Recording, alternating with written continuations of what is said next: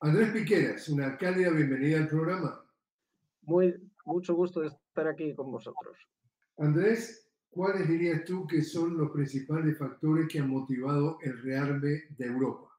El factor principal del rearme de Europa es la crisis del modo de producción capitalista. Podríamos haber dicho muchas otras razones, pero esa es la crisis fundamental. Ante la crisis sistémica de este modo de producción a escala planetaria, lo que se está llevando a término es un intento de huida hacia adelante a través del rearme, igual que por otros procedimientos se ha hecho la financiarización de la economía, se ha jugado a multiplicar el capital ficticio, etcétera, etcétera. Y esta es una de las salidas más que tienen. Ese rearme va acompañado de una militarización social y de un cada vez mayor enfrentamiento bélico en distintos campos de batalla en todo el planeta, en lo que algunos hemos llamado una guerra global o una guerra total que se está desarrollando ya desde hace años. El tema Ucrania ha ayudado a acelerar justamente el rearme. Efectivamente, y es algo planificado también por, déjame que le llame el imperio occidental, liderado por el eje anglosajón, con el poder sionista al mando también, el poder sionista mundial, y llevan planificando esto desde hace tiempo, y entonces la expansión de la OTAN hacia el este, abrazando cada vez más a Rusia en sus fronteras e incorporando uno tras otro países del antiguo Pacto de Varsovia y de la Europa del Este en general, pues ha ido motivando la respuesta ineludible por parte de Rusia, que es algo que se estaba buscando por parte de Europa. Así podemos justificar, bueno, la política del miedo y ese rearme que va acompañado, repito, de una militarización social que es muy importante porque tiene unas consecuencias muy negativas para el conjunto de las sociedades europeas. Y si comparas los niveles de rearme de hoy comparado con una década atrás, ¿cómo ha evolucionado o involucionado o cambiado? No, vamos a ver, desde 2014 las sociedades europeas están incrementando aceleradamente, no es que antes no lo hubieran hecho, sino aceleradamente su presupuesto militar. Tenemos en cuenta que hubo un retroceso en ese aumento del gasto militar por parte del conjunto del Imperio Occidental después de acabada eso que ellos llamaron la Guerra Fría, que en realidad fue la prolongación de la Segunda Guerra Mundial o bien la Tercera Guerra Mundial, que se jugó en muchos campos de batalla con millones de muertos. Por eso me niego a llamarla fría, porque eso solo se puede mirar desde el lado del poder. Y acabada esa guerra y perdida por la URSS, entonces sí hubo una bajada en el rearme de las sociedades del eso que ellos llaman Occidente, ¿no? Del Imperio Occidental de 500 años, que por primera vez está siendo desafiado. Entonces, a partir de un determinado momento, unido a la propia crisis sistémica que estaba diciendo, es cuando empieza otra vez el rearme, que es pues a la vuelta de este siglo. Y empieza a ir escalando progresivamente hasta que a mediados de la década pasada se empieza a disparar. Y a partir de ahí hemos tenido, bueno, pues ininterrumpidamente un aumento de presupuestos militares. Y sabéis que, y si no lo comentamos luego si hay ocasión, que eso es un lastre pesadísimo para cualquier economía. Si tú comparas la Unión Europea hoy, 27 países, con el pasado, ¿tú dirías entonces que esta respuesta a rearmarse a nivel de el bloque es fragmentada o es en conjunto? No, no, es en conjunto, pero a diferencia de otros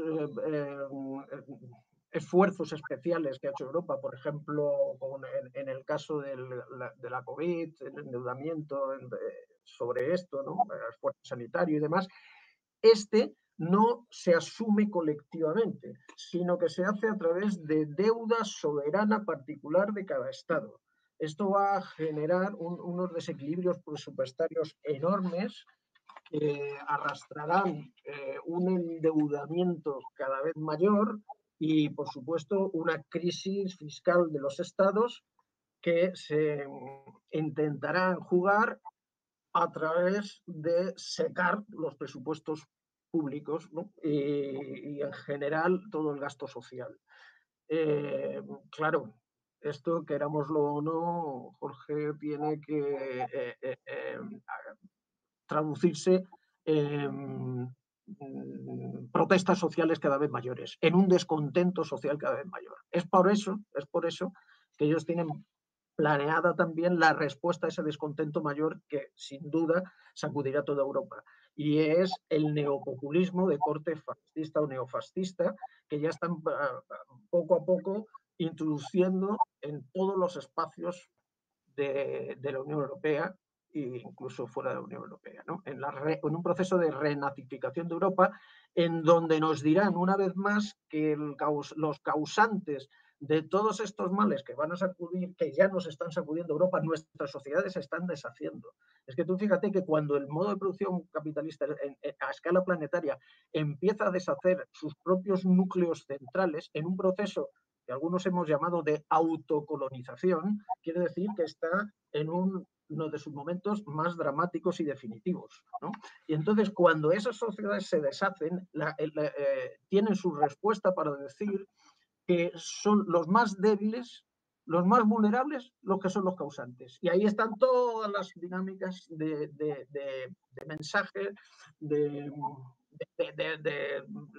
digamos, ideología fácil, en la que nos sacuden continuamente diciendo que si los inmigrantes, que si los pobres, que si los de tal etnia, que si son siempre los mismos, o si no, el malo, el enemigo, que está al otro lado, por ejemplo, Rusia, etcétera, ¿no? Sin embargo, hay un silencio sepulcral con el caso del genocidio de la entidad sionista que comete contra el pueblo palestino, ¿verdad? No solamente un silencio sepulcral, sino un apoyo deliberado. Todas estas fuerzas neofascistas lo apoyan y lo aplauden. ¿Cuándo hemos visto que el fascismo o el neofascismo estuvieran aliados del sionismo? ¿Por qué? Porque son lo mismo, pero en cambio ya no tienen como enemigo o ya no tienen como chivo expiatorio al pueblo judío, ¿verdad? Porque sionismo y fascismo son dos formas de lo mismo. Y quería preguntar entonces, Andrés, ¿qué papel juega la OTAN en todo esto? ¿Es lo mismo OTAN que el rearme europeo o es lo mismo OTAN que la financiación de cada uno de los países?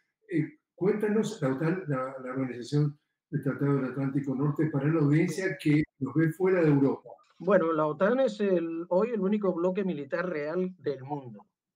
Su espectro de acción ya se ha hecho global y constituye hoy la mayor amenaza global para la paz. En Europa, desde el primer momento, se dedicó a hacer operaciones clandestinas, Stay Behind, Gladio y otras, que incluso el propio Parlamento Europeo en 1990 declaró como terroristas. Es decir, es una organización que ha venido aplicando el terrorismo tanto a escala interna de Europa como en el exterior. Es, como he dicho, la mayor amenaza que hay para la paz mundial, porque allá donde interviene destroza pueblos, arrasa ciudades enteras y genera el caos. Casi podríamos decir que agujeros negros de barbarie.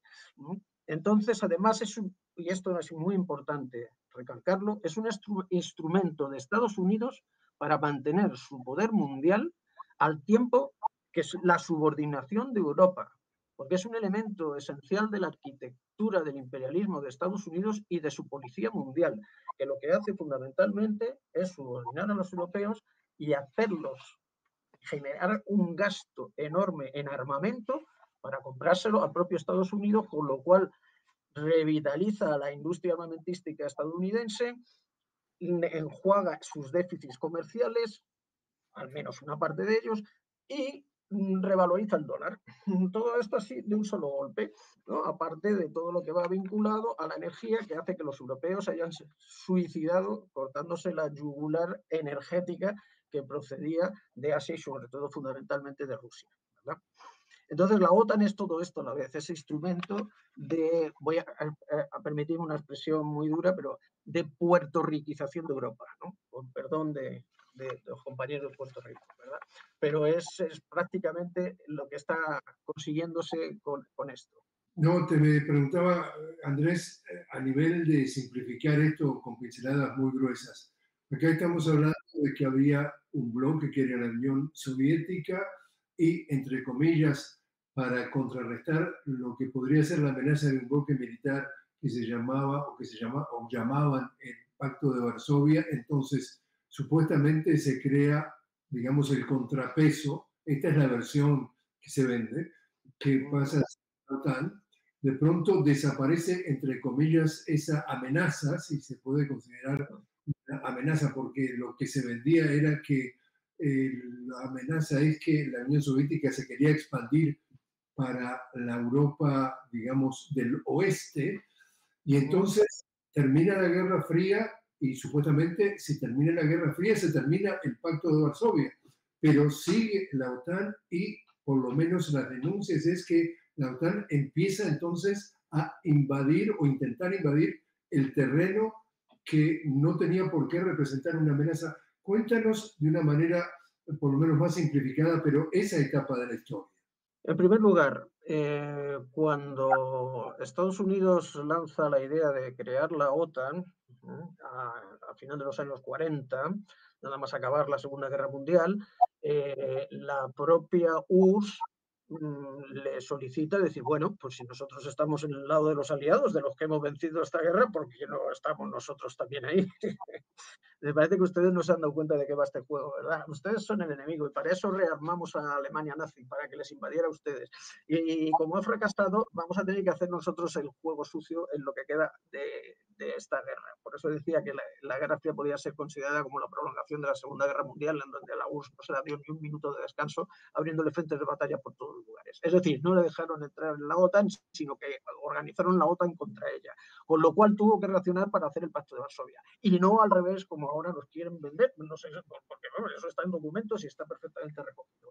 Entonces, a partir de 1990-91, cuando cae la URSS, en el Acuerdo de París se acuerda precisamente Gorbachev la reunificación de Alemania, que ya estaba propuesta desde el principio, desde los años 50, por el propio Stalin, de la reunificación de Alemania, y la desnuclearización, cosa que fueron a cambio de esa paz conjunta y desnuclearizada que fue rechazada una vez más por Estados Unidos.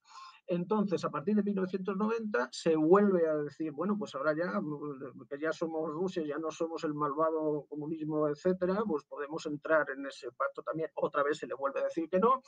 Y la reunificación de Alemania se hace a cambio, o se enseguida la URSS Rusia dice aceptarla, por supuesto, a cambio de que ni Alemania ni el conjunto de la OTAN se desplazaran hacia el este ni un metro. Cosa que es violada sistemáticamente en esa misma década, unos cuantos años después, y después en la primera década de este siglo ya se empiezan a multiplicar los países que entran en la OTAN. A partir de ahí, como decía, la expansión de la OTAN hacia el este se viene haciendo a costa de la seguridad de Rusia y violando los acuerdos previos que se habían hecho en esa conferencia de París de 1990, en donde estaba la URSS Rusia en ese momento con Estados Unidos y Canadá y el conjunto de las sociedades europeas que pertenecían en ese momento a la OTAN. Andrés, te invito a hacer una pequeña pausa. Estamos hablando con Andrés Piqueras directamente desde Valencia. Estamos hablando sobre el rearme de Europa. Andrés es profesor senior de la Universidad Jaume I. Enseguida regresamos.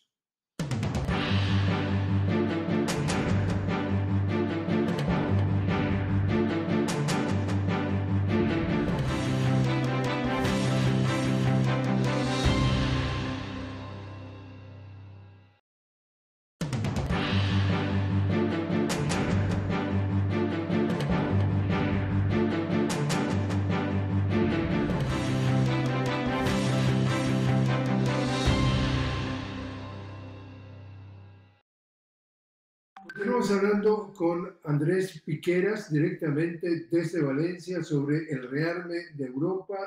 Andrés, profesor senior de la Universidad Jaume I. Andrés, habíamos tocado muy tangencialmente el tema en el primer segmento, pero me interesa mucho tu punto de vista sobre el efecto del rearme en Europa en los programas sociales de los países que integran la Unión Europea. Claro, esto es lo que estaba intentando comentar brevemente antes.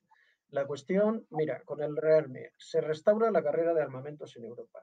se hace una sangría económica a escala del conjunto de las sociedades europeas, se incrementa la satelización de Europa y lo que preguntabas ahora, fundamentalmente, se destruye el estado social, eso que muchos llamaron estado de bienestar, ¿no? Porque además hay un desvío ingente de recursos públicos a las compras de armas, un trasvase de riqueza pública para, para el sector privado y en este caso concreto del armamento, que es, como digo, que es un intento de escapar de esa crisis sistémica.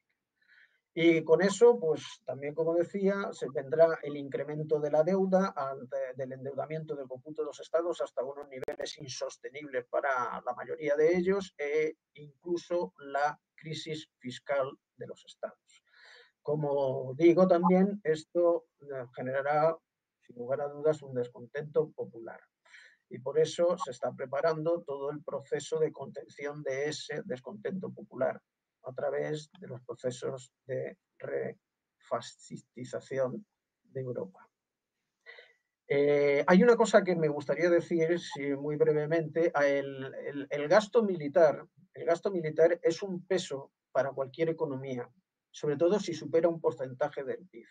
¿Por qué? Porque en el primer ciclo de producción, cuando tú fabricas esas armas, hay un conjunto de empresas privadas que sacan dinero con eso, ganan, tienen sus beneficios y algunos muy altos. Pero en el segundo ciclo, esas armas se quedan ahí, no valen ni para regenerar el ciclo de producción como medios de producción ni como medios de consumo, no se pueden adquirir por nadie. La única manera de quitarte una parte de ese peso, que en el mejor de los casos se queda ahí almacenado y no se usa, es transferirlo a terceros. Para eso tienes que generar guerras que reclamen al mismo tiempo armas o amenaza de las mismas. Y es una de las cosas a las que se dedica también la OTAN para poder abrir ese mercado de armamento, que es fundamental en este caso, por eso, como digo, esa amenaza de guerra permanente o la guerra directamente multiplicada en multitud de frentes, en pequeños núcleos o más grandes, de los más pequeños a los más grandes, ¿no? Porque es un peso enorme para cualquier economía. Lo que pasa es que obviamente ninguna potencia vende sus armas más sofisticadas y punteras y solo vende una parte de ellas, con lo cual el peso sigue ahí, sobre todo el peso más pesado. ¿Cómo ves la relación, la influencia de este rearme en Europa con la relación de la Unión Europea con Estados Unidos? Pues como te decía antes, la cuestión de la satelización de Europa cada vez mayor, la mayor dependencia, es prácticamente un protectorado militar que pierde cualquier atisbo de autonomía estratégica y de soberanía política. Entonces, pues si antes decíamos que Estados Unidos era capaz de utilizar a la población ucraniana hasta el último ucraniano con su enfrentamiento contra Rusia, pues hoy probablemente tendríamos que extender esto hasta el último europeo. Están dispuestos a enfrentar al conjunto de Europa y a diezmar a las sociedades europeas contra la segunda o la primera potencia nuclear del mundo. Que a veces esto parece que en Europa se olvida, que quieres ir a enfrentarte directamente contra la primera o la segunda potencia nuclear del planeta. Y no paras de provocarla y de generar conflictos como cuando se ataca y se bombardean a sus bombardeos nucleares, que con los acuerdos que tenía con Estados Unidos tenían que estar exhibidos en aeropuertos para que los dos pudieran saber que no iban a ser atacados por sorpresa. Así está recogido en los acuerdos que llevan de paz con Estados Unidos desde hace décadas. Y cuando tú estás con tus bombardeos así puestos, exhibiéndolos para que el otro vea que no vas a hacer nada con ellos, van y te los atacan. En una violación que es, aparte de ser absolutamente inmoral, es absolutamente peligrosa, porque ya prácticamente estás diciendo al otro que no vas a respetar nada y que lo único que le queda es bombardear realmente con armas nucleares. Entonces, sobre todo esto quiere decir que Europa se encuentra en una situación muy delicada, sin soberanía y sin ninguna autonomía estratégica. Hace tiempo que, bueno, como he dicho antes, somos esta colonia de Europa. Además, es una colonia ocupada militarmente por Estados Unidos, que en este momento tiene centenares de bases militares en Europa y más de 80.000 tropas en ella, con armas nucleares al menos en Italia, Alemania, Bélgica, Países Bajos, y no hablamos de Gibraltar o las bases españolas, Rota y Morón, porque se niegan a decir si tienen armas ahí nucleares o no, pero todo el mundo sabe que hay submarinos que atracan, nucleares que atracan continuamente ahí. En esas circunstancias estamos y a esa locura nos están llevando. Entonces, por eso en Europa ha comenzado a surgir todo un movimiento que habla de que no nos arrastren a la guerra, que no nos arrastren a la guerra. Justamente la Esas pregunta estamos. es si ya estamos o podemos estar en una carrera armamentista. No, estamos en una carrera de armamentos de hace tiempo, porque lo que se está intentando hacer con Rusia hoy es lo que se hizo con la URSS en su momento, que es acelerar la carrera de armamentos como a través del plan de Reagan de la Guerra de las Galaxias, para hacer que la URSS gastara un porcentaje de su PIB cada vez mayor en armas, lo cual la pondría cada vez más en un brete, porque, como he dicho, normalmente se considera que cuando el gasto en armamento supera el 4% del Producto Interior Bruto de un país, empieza a generar graves problemas para la economía. Por eso tiene que deshacerse de ese gasto. Y entonces lo que se está haciendo fundamentalmente es intentar que Rusia vuelva a tener ese presupuesto, está por encima ligeramente en torno al 5% de su PIB. Lo cual no quiere decir que tenga un armamento, que tenga un gasto mucho mayor que Europa en armamento. Al revés, el presupuesto de Europa en armamento es 3,5 veces el de Rusia. Y entre Estados Unidos y Europa marcan el 60% del total del gasto militar del planeta. El conjunto de la OTAN casi llega al 65%, frente al 5,5% de Rusia. ¿En qué condiciones quiere decir, como se sostiene aquí, que Rusia puede ser una amenaza en esas circunstancias, con ese gasto y con esa relación y proporción de fuerzas y de armamento? Ya no hablo de la economía, ¿no? Entonces, ¿para qué hay que rearmarse más en Europa si ya tienes 3,5 veces más gasto en armamento que Rusia, por ejemplo? ¿Para qué hay que armarse más? Por último, entonces, Andrés, ¿qué escenarios ves tú en los próximos 5 o 10 años? Veo, desgraciadamente, un escenario de guerra prolongada, porque hay una cuestión clara. El Imperio Occidental, como decía antes, por primera vez en la historia de 500 años, el Imperio Occidental de 500 años, tiene un mundo emergente que puede plantarle cara y puede decir: se acabó tu dominio unilateral, arbitrario y despótico del mundo. Entonces, frente a eso, tienes dos opciones. Una, o te adaptas a los nuevos tiempos y puedes decir, bueno, tal vez en una entente nosotros todavía podemos tener nuestra parte de atajada en lo que se juega en el planeta y podemos sacar nuestro beneficio. O dos, no, me voy a dejar relevar sin guerra y voy a destruir todo lo que vosotros construyáis.